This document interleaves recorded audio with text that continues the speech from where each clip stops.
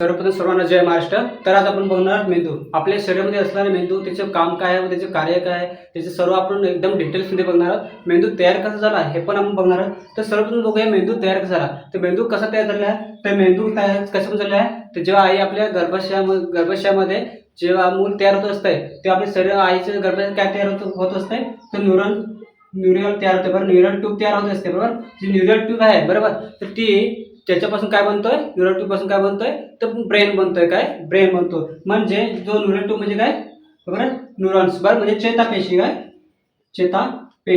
चेतापेशी पासून काय तयार होतोय, तर आपला मेंदू तयार होतो. काय मेंदू तयार होतो बरोबर.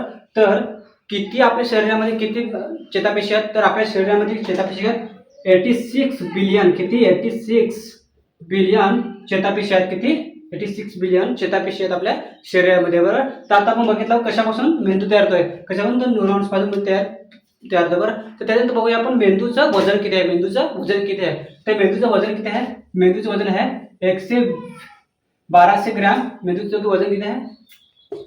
त्याच्यानंतर आपण बघूया मेंदूचं वजन. तर मेंदूचं वजन किती आहे, तर 1200 ग्रॅम ते 1400 ग्रॅम पर्यंत आहे मेंदूचं वजन बरोबर. कसं वजन आहे, मेंदूचं वजन. त्याच्यानंतर बघूया मेंदूचे भाग. तर मेंदूचे किती भाग आहेत, मेंदूचे 2 भाग आहेत. किती 2. तर कोणता मेंदूचा भाग कोणतं काम करतो की कोणतं कार्य करतोय त्यात बघूया. तर आता सर्वप्रथम मोठा मेंदू. काय मोठा मेंदू बरोबर. तर मोठ्या मेंदूचं कार्य काय आहे, तर मोठ्या मेंदूचं कार्य काय आहे, तर मोठ्या मेंदूचं आपण जेव्हा एखादं भाषा शिकतो किंवा गणित सोडवतो की आपली स्मरणशक्ती विचारशक्ती करण्याचं काम कोण करतंय, तर मोठा मेंदू करतोय. कोण करतोय, मोठा मेंदू. मोठा मेंदू काय आहे, भाषा बरोबर. त्याच्यानंतर स्मरणशक्ती काय आहे,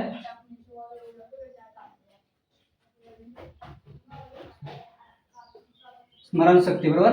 त्याच्यानंतर काय,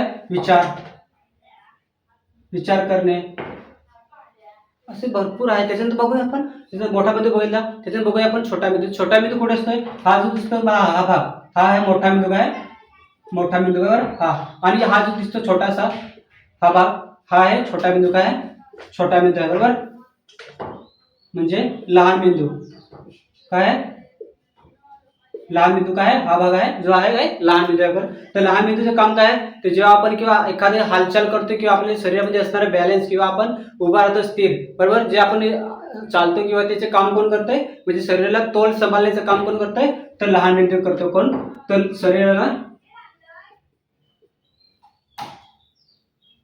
शरीराला तोल सांभाळणे. काय तोल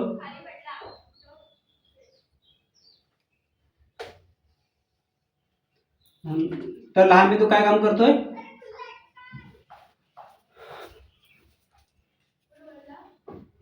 लहान मेंदू काय काम करतोय, तर शरीराचं तोल सांभाळण्याचं काम करतो. काय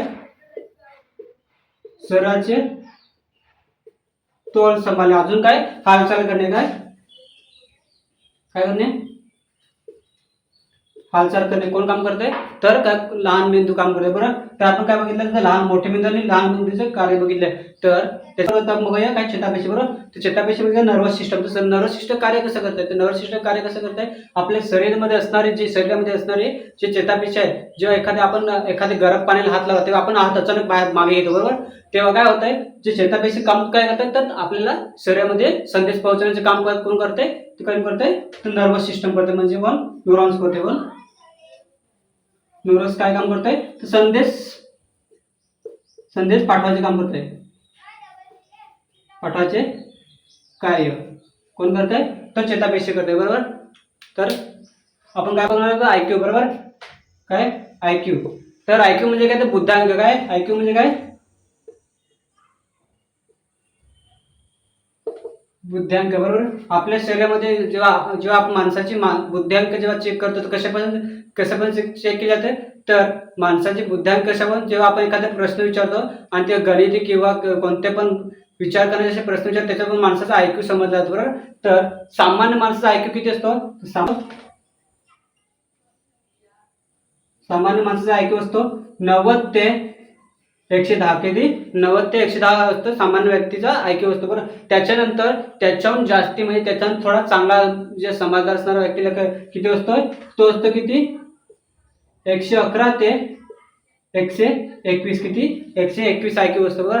त्याच्यानंतर अत्यंत बुद्धिमान म्हणजे अत्यंत बुद्धिमान